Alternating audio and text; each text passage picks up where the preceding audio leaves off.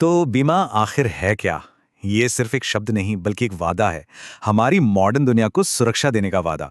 एक फैक्ट्री, एक गाय और एक कार। सुनने में बिल्कुल अलग लगते हैं, है ना? पर इनमें एक बहुत गहरा कनेक्शन है। जैसे एक फैक्ट्री जो प्रोडक्ट्स बना के इनकम जनरेट करती है, और गाय को ले लीजिए, वो दूध देकर कमाई का एक जरिया बनती है। और कार से हमें क्या मिलता है? आने जाने की सहूलियत, आराम और आज़ादी। तो कनेक्शन ये है कि ये तीनों ही एसेट्स हैं, यानी मूल्यवान संपत्तियां। पर एक सच ये भी है कि कोई भी एसेट हमेशा के लिए नहीं रहता। अब यहाँ एक दिलचस्प बात है। प्लान किए हुए नुकसान और अचानक हुए नुकसान में बहुत बड़ा फर्क होता है। सोचिए, अगर कोई एसेट अचानक खत्म हो जाए तो उससे मिलने वाले फायदे भी तो रुक जाते हैं। जाहिर है, इससे पैसों का बड़ा नुकसान होता है और सारे प्लान्स बिगड़ जाते हैं। तो सवाल उठता है कि इस अचानक होने वाले फाइनेंशियल लॉस से कैसे बचा जाए। और यहीं पर एंट्री होती है बीमा की। ये भविष्य के नुकसान की भरपाई का एक वादा है। सीधे शब्दों में कहें तो ये किसी भी अचानक होने वाले फाइनेंशियल लॉस से बचाने का एक पक्का वादा है। तो चलिए देखते हैं कि ये वादा असल में काम कैसे करता है। असल में बीमा एक ऐसा सिस्टम है जो मुश्किल हालात के असर को कम करने में मदद करता है। इसी की मदद से लोग और बिजनेस बड़े नुकसान के बाद फिर से अपने पैरों पर खड़े हो पाते हैं। कभी सोचा है, अगर ये वादा न होता तो हमारी दुनिया कितनी अनिश्चित होती? आज हम बीमा के हैरान करने वाले इतिहास को समझेंगे। एक ऐसा विचार जिसने हमारी दुनिया को ही बदल दिया। तो चलिए एक सवाल से शुरू करते हैं जो हमें हजारों साल पीछे ले जाएगा। असल में बीमा कोई प्रोडक्ट नहीं है। ये तो जोखिम को एक साथ मिलकर बांटने का एक पुराना तरीका है।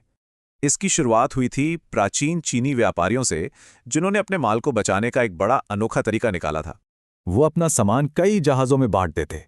इससे अगर एक जहाज डूबा भी तो नुकसान सब में बढ़ जाता था। और देखिए, बेबीलोन से ग्रीस तक कई पुरानी सभ्यताओं ने अपने अपने तरीके बना लिए थे। सदियों तक तो ये सब ऐसे ही चलता रहा, बिना किसी लिखा पढ़ी के। फिर एक बड़ी आपदा ने सब कुछ बदल दिया। बात है साल 1666 की। लंदन शहर, एक बेकरी की छोटी सी आग ने देखते ही देखते पूरे शहर को अपनी चपेट में ले लिया। लंदन की उस भयानक आग में 13,000 से ज्यादा घर जल गए। सोचिए, हजारों लोग बेघर हो गए। इस तबाही के बाद महसूस हुआ कि आपदा से बचने के लिए एक पक्के इंतजाम की जरूरत है। और कमाल की बात यह है कि इस घटना के सिर्फ 14 साल बाद ही पहली फायर इंश्योरेंस कंपनी बनी। ठीक इसी समय लंदन के एक मशहूर कॉफी हाउस में एक और बड़ा आइडिया जन्म ले रहा था। लॉयड्स कॉफी हाउस में व्यापारी इकट्ठा होते थे और समुद्री डाकुओं या तूफानों से होने वाले नुकसान को आपस में बांटने लगे। अब बीमा का ये नया आइडिया सिर्फ यूरोप तक ही नहीं रहा। चलिए देखते हैं कि ये भारत तक कैसे पहुंचा। भारत में इसकी शुरुआत अंग्रेजों ने की, फिर भारतीय कंपनियां आईं और 1956 में इसका राष्ट्रीयकरण हो गया। मतलब 1956 में राष्ट्रीयकरण के समय तक भारत में 170 अलग अलग कंपनियां जीवन बीमा का कारोबार कर रही थीं।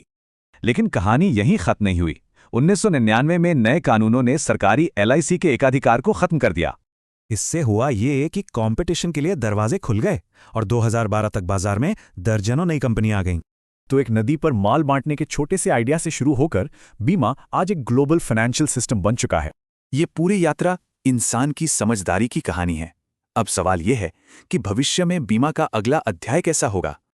आज हम बीमा की उस दुनिया को समझने वाले हैं जो हमें अनहोनी से बचाती है।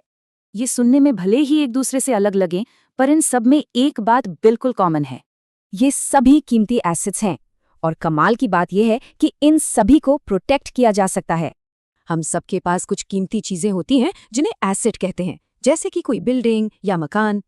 लेकिन इन एसेट्स पर हमेशा कुछ खतरों का साया मंडराता रहता है, जिन्हें पेरिल कहते हैं।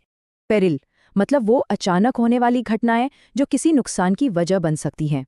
और रिस्क है उस पेरिल से होने वाला फाइनेंशियल लॉस, मतलब नुकसान की संभावना। पर क्या किसी इंसान को भी एसेट माना जा सकता है? बीमा की दुनिया सिर्फ चीजों तक ही सीमित नहीं है। हाँ बिल्कुल, इंसान के कमाने की काबिलियत भी तो एक इनकम जनरेटिंग एसेट ही है। और दूसरे एसेट्स की तरह इस ह्यूमन लाइफ वैल्यू पर भी जिंदगी भर कई तरह के रिस्क होते हैं।